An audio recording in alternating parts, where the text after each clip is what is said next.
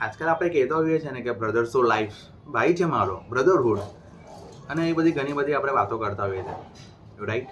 પણ એક ભાઈનો ભાઈ પ્રત્યેની ફરજ, એક ભાઈ પ્રત્યેનો પ્રેમ કેવો જોઈએ એ આપણે રામાયણમાં બતાવ્યો છે સાહેબ. રામાયણના અયોધ્યાકાંડમાં 18મો અધ્યાયમાં 8મો અને 9મો શ્લોક લક્ષ્મણ ભગવાન શ્રીરામને કહે છે કે હે પ્રભુ, હું ધનુષ્ય બાણ લઈને તમે રક્ષા કરવા માટે ઊભો છું. કોઈની તાકાત છે કે તમારી સામે આંખ ઊંચી કરીને જોઈ શકે? એ પછી લક્ષ્મણ ભગવાન શ્રીરામને કહે છે કે જો પ્રભુ, તમારી સામે અયોધ્યા ઊભી હશે ને તો હું અયોધ્યાનો નાશ કરવા માટે પણ રેડી છું. પછી લક્ષ્મણ પોતાની માં કૌશલ્યાને સંબોધતા કહે છે કે હે દેવી, જો પ્રભુ શ્રીરામ અગ્નિની અંદર પ્રવેશ કરશે ને તો તમે મને એમના પહેલાં પ્રવેશ કરતાં ધારી લેજો. આ છે ભાઈઓ ભાઈઓ વચ્ચેનો પ્રેમ જે આપણે રામાયણમાં શીખવાડેલો છે સાહેબ.